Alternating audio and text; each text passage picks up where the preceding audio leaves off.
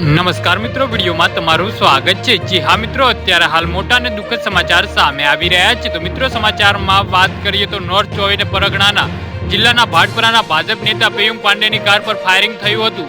પિયુંગે જણાવ્યું હતું કે ટીએમસીના લગભગ 50 થી 60 લોકોએ હુમલો કર્યો હતો। વાહન પર 6 થી 7 રાઉન્ડ ફાયરિંગ કરવામાં આવ્યું હતું અને બોમ્બ ફેંકવામાં આવ્યા હતા। ડ્રાઈવર સહિત 2 લોકોને ગોળી વાગી હતી અને એક ગંભીર છે।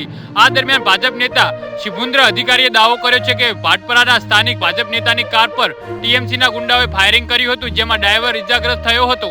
ભાજપ નેતાએ કહ્યું કે આ દરમિયાન 6 રાઉન્ડ ફાયરિંગ કરવામાં આવ્યું હતું, જેનો વિડીયો પણ કેમેરામાં કેદ થયો છે। જી હા મિત્રો, અત્યારે હાલ દુઃખદ સમાચાર સામે આવી રહ્યા છે। તમને જણાવી દઈએ કે ભાજપે આજે 12 કલાકના બંગાળ બંધનું એલાન આપ્યું છે। નબંધના અભિયાન હેઠળ સચિવાલય તરફ કૂચ કરી રહેલા વિદ્યાર્થીઓ સામે પોલીસ કાર્યવાહીના વિરોધના ભાજપે આજે 12 કલાકના બંગાળ બંધનું એલાન કર્યું છે।